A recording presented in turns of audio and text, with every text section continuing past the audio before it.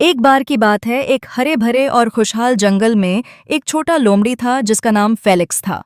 Felix अपनी जिज्ञासा के लिए जाना जाता था। उसे जंगल में घूमना और सभी तरह के जानवरों से मिलना बहुत पसंद था। एक दिन चमकती धूप वाली सुबह फेलिक्स के मन में एक विचार आया। मुझे पता लगाना है कि जंगल में सबसे तेज जानवर कौन है, उसने कहा, और उसकी फुंसीदार पूंछ उत्साह में लहराने लगी। फेलिक्स जंगल के उस हिस्से में दौड़ा जहां ज्यादातर जानवर इकट्ठा होते थे। वहां उसने अपने दोस्तों को देखा, बेला खरगोश, टोनी कछुआ, ग्रेटा जिराफ, सैमी गिलहरी और यहां तक कि शरारती बंदर मैक्स। सुनो दोस्तों, फेलिक्स ने पुकारा, मेरे पास एक विचार है। चलो दौड़ लगाते हैं और पता करते हैं कि जंगल में सबसे तेज जानवर कौन है। सभी जानवर इस विचार पर खुशी से चिल्लाए। यहां तक कि टोनी कछुआ, जो तेज नहीं था, मजे के लिए दौड़ में शामिल होने के लिए तैयार हो गया। फेलिक्स ने दौड़ का रास्ता तय किया। यह बड़े ओक के पेड़ से शुरू होकर तालाब के चारों ओर घूमते हुए बेरी की झाड़ी पर खत्म होना था। तैयार सेठ, शुरू! फेलिक्स चिल्लाया और सभी दौड़ पड़े। बेला खरगोश एक रॉकेट की तरह दौड़ी। उसके छोटे पैर इतनी तेजी से हिल रहे थे कि धुंधले दिख रहे थे।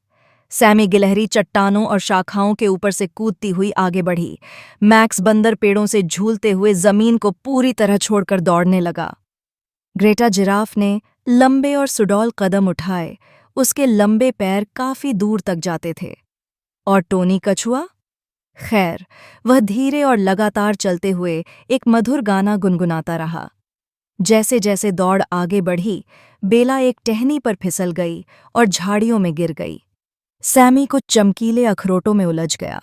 ग्रेटा ने बेला को झाड़ियों से बाहर निकालने में मदद करने के लिए रुक गई।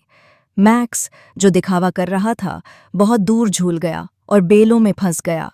इस बीच टोनी लगातार चलता रहा। एक एक कदम करते हुए उसने तालाब के चारों ओर घूमते हुए बेरी की झाड़ी की ओर अपनी राह बनाई। जब अन्य जानवर अंत में खुद को बेलों से छुड़ाकर वहां पहुंचे, तो वे यह देखकर हैरान रह गए कि टोनी फिनिश लाइन पर बैठा हुआ रसीले बेरी खा रहा था। टोनी, तुम जीत गए? फेलिक्स हैरानी से बोला। टोनी मुस्कुराया और बोला, धीरे और स्थिर चलने से ही जीत मिलती है। सभी जानवर हंसे और टोनी के लिए तालियां बजाईं। उन्होंने उस दिन एक महत्वपूर्ण सबक सीखा। कभी-कभी लगातार और दृढ़ रहना तेज होने से बेहतर होता है। उस दिन से सभी जानवर एक दूसरे की मदद करने लगे, चाहे वे तेज हों जैसे बेला या स्थिर और दृढ़ हों जैसे टोनी। और फेलिक्स, हमेशा उत्सुक, ने तय किया कि जंगल अद्भुत आश्चर्यों से भरा है, अगर आप केवल ध्यान देने का समय निकालें। समाप्त।